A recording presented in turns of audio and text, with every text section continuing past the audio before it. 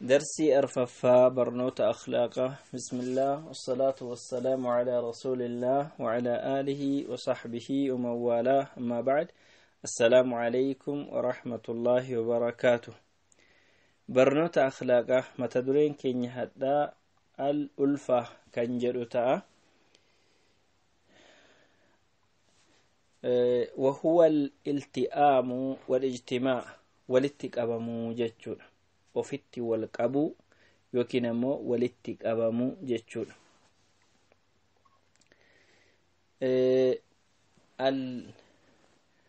الألفة اتفاق الآراء في المعاونة على تدبير المعاش ofitti wal qabu yookiin ammoo walitti qabamu jechuun yaadina ma walii galee yookiin yaada walii galanii haala jireenya ofii deemsifachuu yookiin wal gargaarsa irratti yaada walii galuutu ulfa yookiin wal baruu ofitti wal qabuu jedhama. Rabbiin qur'aana isaatiin ibsee akka walitti qabamuu qabu namni قال الله تعالى واعتصموا بحبل الله جميعا ولا تفرقوا. أدهم بهنا walitti qabamaa yookiin funyoo rabbii wal isin hundi funyoo rabbii yookiin haada rabbii qabadhaa jedha. قال الراغب الأصفهاني قوله ولا تفرقوا حث على الألفة والاجتماع الذي هو نظام الإيمان واستقامة أمور العالم، وقد فضل المحبة والألفة على الإنصاف والعدالة لأنه يحتاج إلى الإنصاف. ربين أكنمني والقبته يوكي ولتك أبامو نمكاسي يوكي كانت نمكاسي ولتك أبامون كن يوكي يادا ولتك أفون كن نظام يوكي درا ولت يا سيرة يوكي سيستمي يوكي سيرة إيمانا في تسقب يوكي قدابتينس اتفوفينس سيرة الدنيا يوكي أمماتي تأو أغرسيسي jaalalaa fi ofitti wal qabuu adaalaa yookiin haqummaarra dursee yookiin caalchisee jedha. Haqummaa dhumti mataansaa kana barbaada, kan inni barbaadu jaalalaa fi ofitti wal qabuu barbaada inni kun mataansaa jedha. Akkasumas wadhkuruu ni'mata Allaahi alaykum, yaadadhaa isa gaafa rabbiin isinitti arjoome إذ كنتم أعداء سيروا دين ترتني اسم دين تران فألف بين قلوبكم قلبي كيس الربي ولتك أبه قلبي كيس والبرسيس فأصبحتم تاتني بنعمته إخوانا أرجوم ربيتين أبليا وليفتاتني سنفا يا داجل. قال الزمخشري كانوا في الجاهلية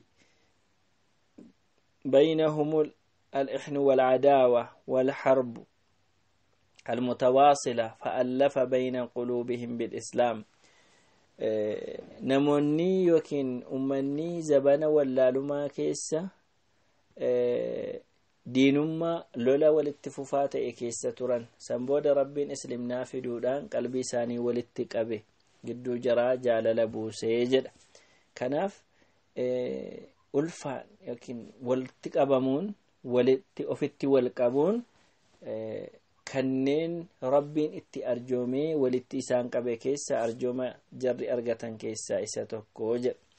وألف بين قلوبهم لو أنفقت ما في الأرض جميعا ما ألفت بين قلوبهم.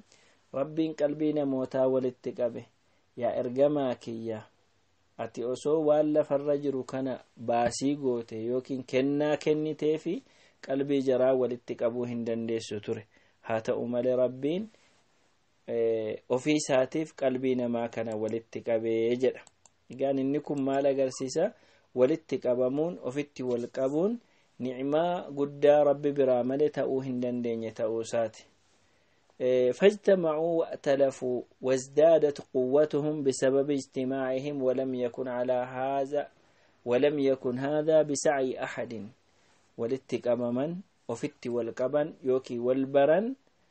walitti qabamuun isaanii sababa cimina isaanii ta'e kunis gochaa namaatiin osoo hin ta'in arjooma rabbii qofaanii jedha. Rasuulli rabbii alayhi salaatu wassalaam qalbiin jaraa yookiin namni ofitti wal qabuu ilaalchisee gaafa ansaarota irratti waan ansaarotaaf godhan dubbatan وكنتم متفرقين فألفكم الله بي غافن نفو قلبين كيسان أدد فجأة سبب كوتي ربين قلبي كيسان ولدتك أبي جرى رسول ربي عليه الصلاة والسلام أرجوم ربين إسانتي أولي غاف اتهمو جتشو لنبي إساني أرقودان عليه الصلاة والسلام إذن إنكن نعمة ربين إسانتي أولي كان نعمة سنا فمو سببني إرجما ربي تأسا دبتشولا. وعن جابر رضي الله عنه قال رسول الله صلى الله عليه وسلم المؤمن نمني مؤمنة يتوكو يألف نمت جدأ ويؤلف نبرم يألف نمو في التقبى ويؤلف نمنسو في التسقبى جتشولا نمو في التقبى نمنسو في التسقبى يوكين ولد نما برا نمنسي سبرا جتشون ولا خير بوان قبو فايدان قبو في من لا يألف ولا يؤلف نمني أفتن قبنس نمني أفتن من قبنه نمني أفتن نمني إسان قبنه جتشون وفي فيس كان نمتن جنة نمنس كان إسان أفتن قبنه يعني نمني كن خيري هنكبو جل رسول ربي عليه الصلاة والسلام. فالمؤمن يألف الخير مؤمني خيري الأول التلف وأهله نما خيري كبو نسوى للتلف جر نسوى يألفونه إسوى في التكابو بمناسبة الإيمان waan imaanni isaanii wal isaan fakkeessuuf ofitti qabu jechuudha. Ulfaa jechuun akkuma jalqaba irratti yaadame yaadaan tokko ta'ee walitti dhufee wal gargaaree waliin deemuu jechuudha. Isa kanatu dhufaa jedha. Qaala al-Maawardiyu bayyana bihi anna al-insaana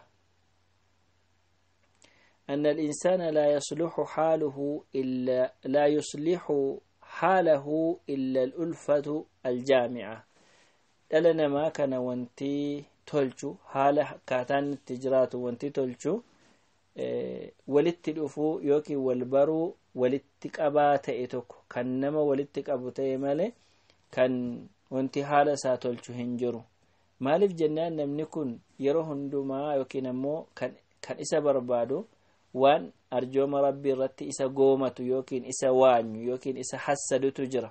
كان أركو إسا رانقو برباد تجرى فإن لم يكن إلفا مألوفا تخطفه أيدي الحاسدين حاسدية يو نما في التكابي وفي فيس نما التجري نما سوفي ساتكابي هندي متأي قومنا كناف ساتلم دين ما راف ساتلم لكن يو نما في التكابي tolattolee gaarii oole kanneen kanarraa baraaramaa jedha. Kanaafuu nama ofitti qabuun ofitti nama qabuunis ofii namatti jechuun kun isa barbaadamaa fi dirqama dhala namaarraa eegamu ta'a. Akhlaaqa gaarii kan ittiin namni nagaan jiraatu taasisa jechuudha. Rasuulli Rabbii alayhi salaatu wassalaam khiyaaru a'immatikum imaamota keessan yookiin hoggantoota keessan keessaa inni filatamaan warra isin jaallattanii fi warra isin jaallatan hogganaa isin jaallattanii fi hogganaa isin jaallatu deebisee inninis kan isin isaaf rabbiin kadhattan kan jarris isiniif rabbiin kadhatan hogganaa hamaa jechuun ammoo kan isin jibbitan kan jarrillee isin jibban kan isin jara abaartan jarris isin abaaranidha jedha. inna khiyaara annaasi fi nadari ash-shar'i hum alladhiina ya'lafuuna wa yu'lafuun. filatamaa namaa jechuun akka seerri islaamaa ilaalutti jedha nama ofitti nama qabu ofiifis namatti jedhu namas ofitti qabudha. inni kun barbaachisummaan isaa hagas ga'aa jechuudha. haqiiqaa ofitti nama qabuu fi walitti dhufanii wajjiniin jiraachuu ilaalchisee ammoo rasuulli rabbii alayhi salaatu wassalaam والأرواح جنود مجندة ما تعارف منها ائتلف وما تناكر منها اختلف لبنا ما كن ورانا يوكين توتا بكا توكوتي ولتك أبمتد دري لبوت يوكين مو علم الأرواح بكا جد أمتي wanti dirree uumama ishee sanatti wal barte gaafa biyya lafaa dhuftus uumamtee qaama keessa gaafa teessus wal bartii yaadaan walii galti wajjiniin deemti wanta achitti waliin galle garuu gaafa biyya lafaa kanatti dhuftu waliin galtu adda adda baati jechuudha.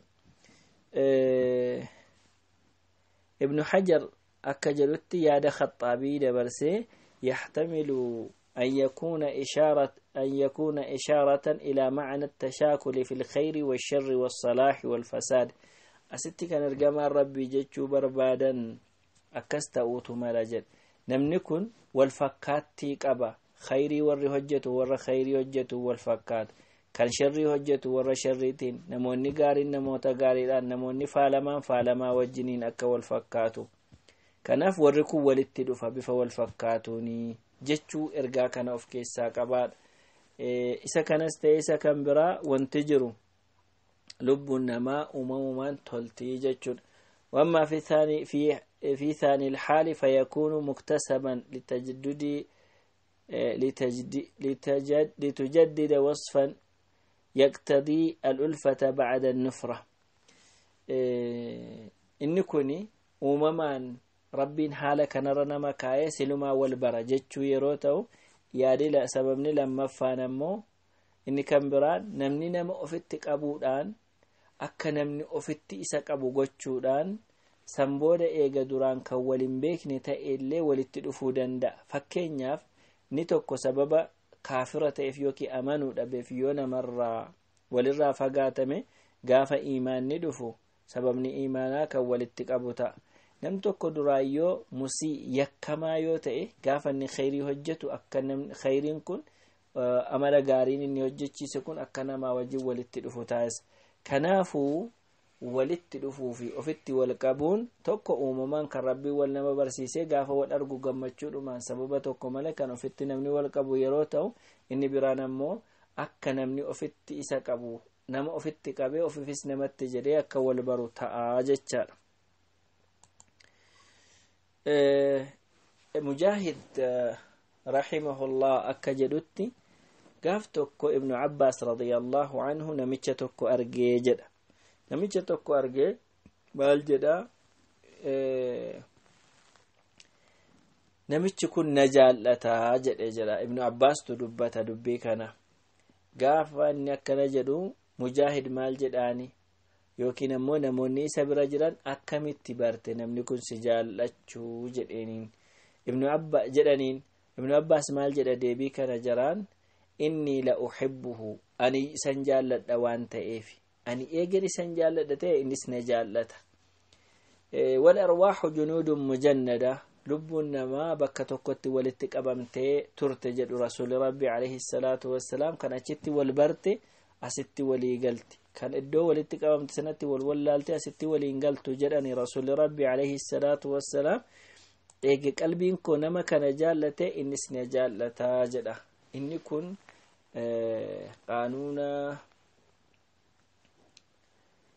qaanuuna raddi wanti jedhamu jira. Namni akka barnoota jabanaatiin yeroo walitti dhufu jechuudha. Namni waan asii gadi kennetu ol isaa deebi'a. Namni namaaf jaalala kennu jaalala namarraa argata. Namni namaaf jibbaa kennu jibbaa namarraa argata. Isaa nama jibbuu abadan namni san jaallatu harka caalaa jechuudha. Ishii naadira yookiin darbitee lakkoofsaan argamtu lakkoofsa keessan galtu kun dubbiidhaa keessan galtu. Irra caalaa namni namaaf hamaa yaadu namni hamaa yaada. Nama naman amanne namni san amanu. Yani shakkamaadha jechuudha innis. Wa aslu at-ta'allufi huwa بغض الدنيا والإعراض عنها فهي التي توقع المخالفة بين الإخوان. سلمين أكا جدوتي وانتي أكا نما أفتك أبني وفي نمت جران يوكي أفتي والكبن نما تاسسو duniyaarraa dhimma dhabuudha kan diinummaa gidduu namaa buusu waa'idhuma duniyaati obboleeyyan kan deegu waa'idhuma duniyaati jedha ulfaan al-ulfa thamaratu husni al-khuluqi Ghazaliin akka jedhutti nam tokko kan inni ofitti nama qabus ofiifis namatti jedhu namas ofitti qabuuf firii amalli isaa toluuti gaafa amalli nama kanaa tolu namni ofitti qaba ofiifis isatti jedha yoo amalli nama kanaa rakkisaa ta'e garuu irraa baqataa kanaafuu irraa baqachuu fida hisdii fida kanneen kanatu isarraa argamaa jechaadha egaan bu'aanii ofitti wal qabuurraa namatti jechuu fi walumatti ijaaramuu yookiin wal qabachuun qabu inni jalqabaa tumsaa fi haala mijeeffannaa mu'mintoota gidduutti argamudha inni lammataa mu'mintoonni gaafa wal qabatan gidduu jaraatti xinneenyin jiru humna cimaatu argama inni sadaffaa funyoo rabbii qabachuutu achi keessa jiraata namni yeroo wal qabatee jedhu jaalala rabbii fi jaalala ergamaa rabbiiti kan inni argatu wal qabatee jama'aa ta'ee wal qabachuuni jaalalaa fi ruuxii yookiin immoo lubbuu wal qabannaa yookiin obbolummaa gidduu muslimootaatti argamsiisa akka namni wal tumsu mujtama'a yookiin hawaasni muslimaa akka inni wal tumsuu fi wal bira dhaabbatu taasisa naannoo qilleensa nagaa qabu keessa akka jiraate bu'uura yookiin immoo itikeetti disipiliinii yookiin haala seera eeganii jiraatanu seera eeggatanii jiraatan keessa akka jiraatamu nama taasisa akkasuma wal gargaarsi akka gidduu namaatti argamuu fi jaalalli rabbii fi namaa gidduu namaatti akka bal'atuuf sababa ta'a jedha wantoota gidduu namaatti akka ofitti wal qaban nama taasisan keessaa qabxiileen muraasni sababoonni akka ofitti wal qaban nama taasisan keessaa qabxiileen muraasni akka armaan gadii ta'a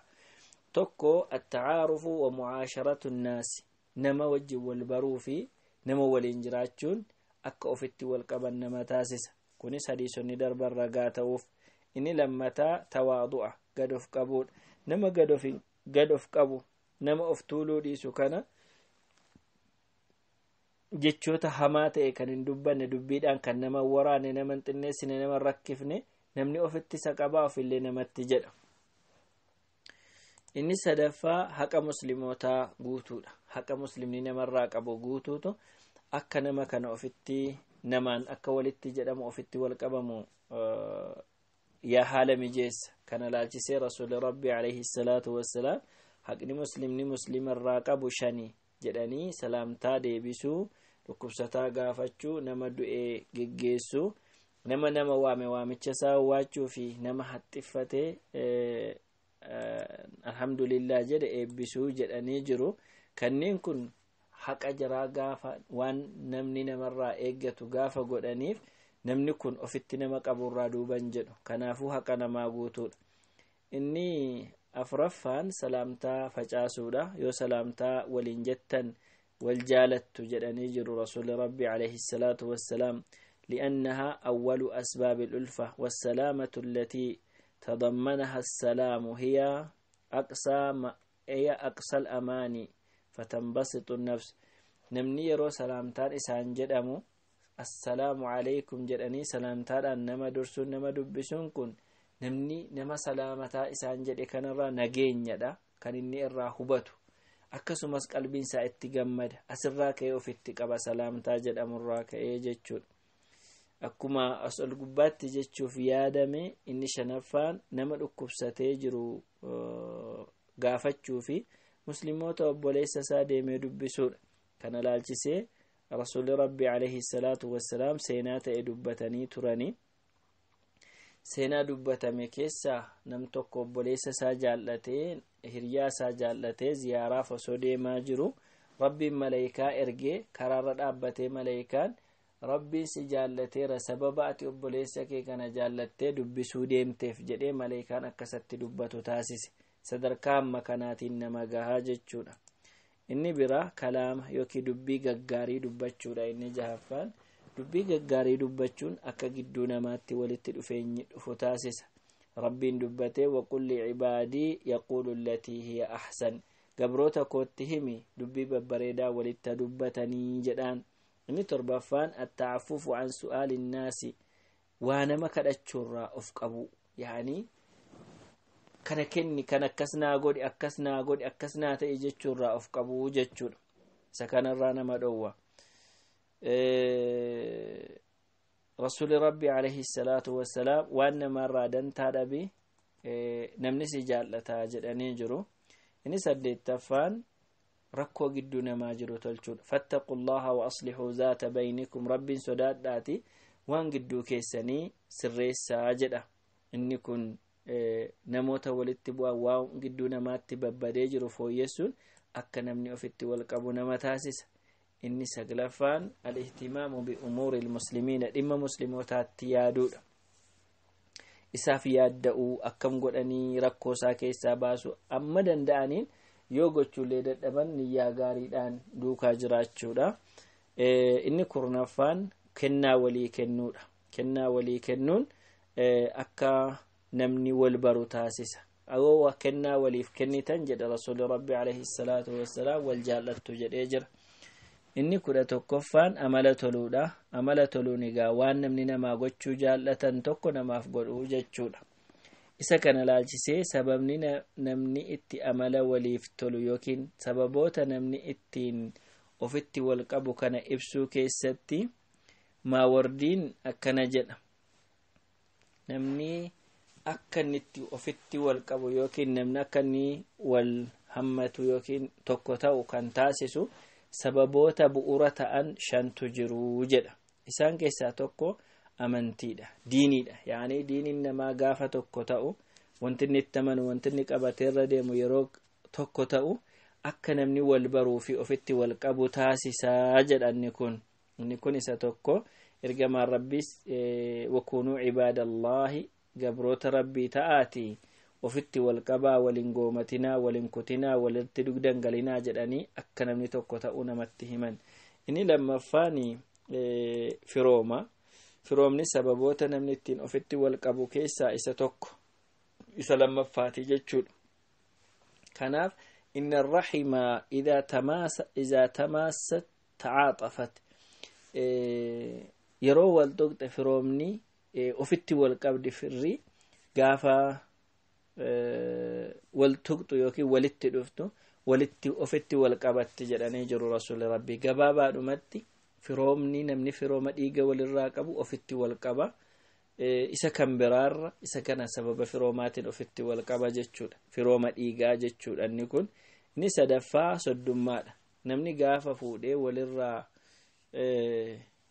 walitti heerumsiisee ka'u firoomatu dhufaa kunis sababatti wal fufamu taasisa ومن آياته أن خلق لكم من أنفسكم أزواجا لتسكنوا إليها ربين ملتو توكم ماسا كان أغرسيسو إرّا إني توكو ربين إسنو مرّا هذا مناكي سيوكي نمسي والإنجراتا إسن إرّا أومي أكسن قلبين كيسان ولدت تسقباوف والقباتي طمانينا أرغتي سكينة أرغتي جراتوف taasisi akkasumas jaalalaa fi rahmata gidduu keessan kaa'ee jedha kunis akka namni ofitti wal qabuuf sababa ta'a inni afraffaan almu'aakhatu bilmawadda nam tokko jaalalaan obbolaa wal godhachuudhaan maal ta'a akka ofitti wal qabanuuf sababa ta'a inni shanaffaa fi xumuraa gaarii walitti ooluudha namni yeroo gaarii walitti oole toltuu yeroo waliif oole akka walitti ofitti wal qabu taasifamaa jechuudha sababoonni kun sababoota akka namni ofitti wal qabu taasisudha qabxiin ofitti wal qabu jedhu kuni qabxii salphaa miti rasuuli rabbii alayhi salaatu wassalaam diina isaanii birattiyyuu akka jaallatamaniif waan ofitti isaan qabudha kan isaan fayyadaman akhlaaqa isaaniirraa ofirraa nama fageessurra ofitti nama qabudha kan argamu sababni isaa da'awaadhaaf isaa ta'u gaarummaadhaanis beekamuu qaba jechuu isaa ta'u iddoo gaariitti argamu haala gaariin irraa mul'achuudhaan kanaaf nama ofitti qabanii ofii namatti jechuun waan rabbiin itti nama waame waan rasuuli rabbii alayhi salaatu wassalaam itti nama waamee fi hojjetee agarsiise akkasumas ammoo waan salafoonni ergamaa rabbi irraa fudhatanii deeman ta'uu isaati bu'aan asirraa argamus hedduudha alalaqali namni yeroo namatti jedhee nama ofitti qabu waan yaadda'uun qabu gaafa ofirraa nama qabee ofifis namarraa jedhu gidduu kanatti diinummaa fi kan nageenya isa fuudhu gidduu isaatti uumaa kan deemu ta'uu isaati. Namni gammadee jiraachuu kan danda'u gaafa nageenya qabu, dhimma nageenya qabaachuu ilaalchise waan guddaadha waan ta'eef ofitti wal qabuun, walitti tokko ta'uun, wal gargaaruun, yaadaan walii galuun inni kun sababa namni raahaa argatee jiraatu keessaa isa tokko ta'a jechuudha. Kanaaf amala yookiin akhlaaqa islaamaa isa gaarii keessaa isa barbaadamaa fi isa guddaa tokko ta'a jechaadha. درسي التانو ننقى ولتدي بنتي هذا وصلى الله وسلم على نبينا محمد.